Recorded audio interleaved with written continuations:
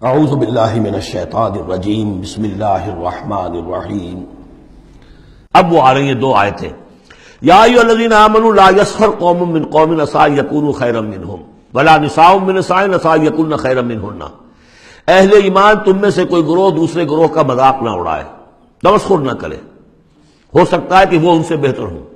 جن کا تم مذاق اڑا رہے ہو، کسی ایک برائی کو دیکھا ہے تم نے، کسی ایک عیب کو دیکھا ہے، اس کی ناک چھوٹی ہے، اس کا کان چھوٹا ہے، اس کا فلاں یہ ہے، اس کا یہ ہے، تو تم نے تو کوئی عیب دیکھا ہے ظاہری، ہو سکتا ہے دل میں اس کے تقویٰ تم سے 10 گنا زیادہ ہو، اللہ کی محبت، اللہ کے رسول کی محبت تم سے 1000 گنا زیادہ ہو، تو تمہیں کیا پتا، تم نے تو ایک چیز دیکھی ہے۔ اسی طرح عورتیں دوسری عورتوں کا مذاق نہ اڑائیں، عسیٰ ان یکن خیرا منہن، ہو سکتا ہے کہ وہ جن کا مذاق اڑایا جا رہا ہے وہ اللہ کی نگاہوں میں بہتر ہو ان سے جو مذاق اڑا رہی ہیں۔ ایک حکم تو ہو گیا تمسخر نہ ہو۔ ولا تلمزوا انفسکم، اپنے آپ کو عیب نہ لگاؤ۔ اپنے آپ کو عیب لگانا یعنی اپنے بھائیوں پر عیب نہ لگاؤ، آخر وہ تمہاری ہی اس ملت کا فرد ہے، امت کا فرد ہے، تو اس کو عیب لگا تو تمہیں عیب لگا۔ اس لیے فرمایا بہت ہی بلیغ الفاظ ہے، ولا تلمزوا انفسکم ولا تنابزوا بالالقاب، اور لوگوں کے چڑانے والے نام نہ رکھ لیا کرو۔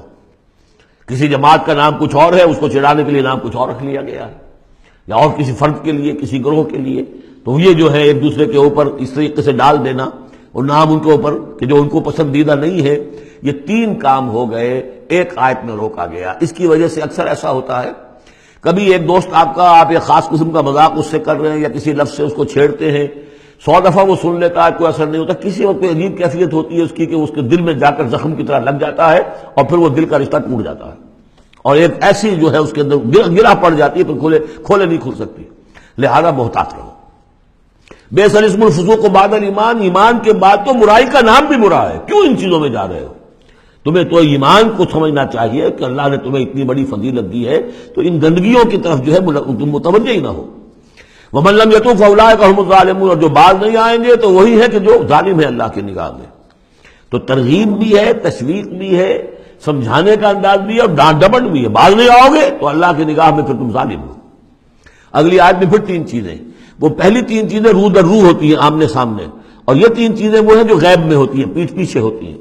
یا ایھا الذین آمنوا اجتنبوا کثیرا من الظن ان بعض الظن اثم، اہل ایمان زیادہ ظن کرنے سے بچو، خام خواہ گمان بٹھا لینا کسی کے بارے میں، جب تک کہ کوئی بات ظاہر نہ ہو جائے، کسی کی طرف سے کوئی روش یا رویہ یا کوئی اقدام جو ہے واضح طور پر سامنے نہ آ جائے، اپنے دل میں خام خواہ کوئی اس کے بارے میں جس کو ہم کہتے ہیں سوء ظن پیدا کر لینا۔ ان بعض الظن اثم، بعض ظن جو ہے وہ تو گناہ کے درجے تک پہنچ جائیں گے، اس لیے کہ تم نے اپنے دل میں بات بٹھا لی ہے، حالانکہ اس میں وہ شے ہے ہی نہیں۔ لہذا یہ تمہاری طرف سے گویا کہ ایک تہمت ہو رہی ہے اس کے اوپر، قلبی طور پر تو تہمت ہو گئی۔ ولا تجسسوا، اور دوسری بات یہ ہے کہ ایک دوسرے کے حالات کی ٹوہ میں نہ رہو۔ بہرحال اسلامی ریاست ہوگی تو جاسوسی کا ایک محکمہ بھی ہوگا، وہ تو اپنی جگہ پر ہے، لیکن افراد کی سطح پر خام خواہ فلاں اس گھر میں کیا ہو رہا ہے، کیوں ہو رہا ہے، یہ دونوں بھائیوں کے معاملات کیا ہیں، کیا وجہ ہے، لڑائی کیوں نہیں ہوتی ان میں، کچھ لوگوں کی ہوتی ہے، تلاش میں رہتے ہیں ایسی چیزوں کی۔ ولا تجسسوا، تجسس مت کرو۔ ولا یغتب بعضکم بعضا، اور تم میں سے کوئی دوسرے کی غیبت نہ کرے، کسی کے پیٹھ پیچھے غیر موجودگی میں اس کی کوئی برائی نہ بیان کرے، چاہے وہ برائی بالفعل اس میں ہو۔ حضور سے پوچھا گیا کہ حضور اگر وہ برائی اس میں ہو، آپ نے فرمایا تبھی تو غیبت ہے، اگر برائی ہے نہیں تو تہمت ہو گئی، وہ تو غیبت سے دوہرا جرم ہو گیا۔ لیکن یہی ہے کہ کسی مسلمان بھائی کی غیر موجودگی میں اس کی کوئی برائی بیان نہ کی جائے۔ ایحب احدکم ان یاکل لحم اخیہ میتا، کیا تم میں سے کوئی شخص اسے پسند کرے گا کہ وہ اپنے کسی مردہ بھائی کا گوشت کھائے؟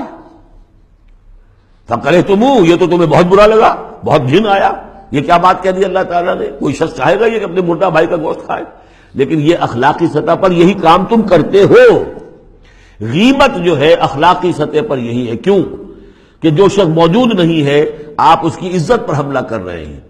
اگر وہ موجود ہوتا اپنا دفاع کرتا، لیکن موجود نہیں ہے، دفاع نہیں کر سکتا، وضاحت کرتا، آپ کو غلط بات سمجھ میں آئی، آپ نے ٹھیک نہیں سمجھا ہے، آپ کو اطلاع صحیح نہیں ملی ہے، آپ 100 طرح سے اپنی حفاظت کرتا ہے اپنی عزت کی، اور چونکہ موجود نہیں ہے آپ نے جیسے مردہ بھائی کی لاش پڑی ہے، جیسے چاہو موٹی جو ہے کاٹ لو، لیکن اگر وہ زندہ ہو تو تمہیں قریب آنے دے گا۔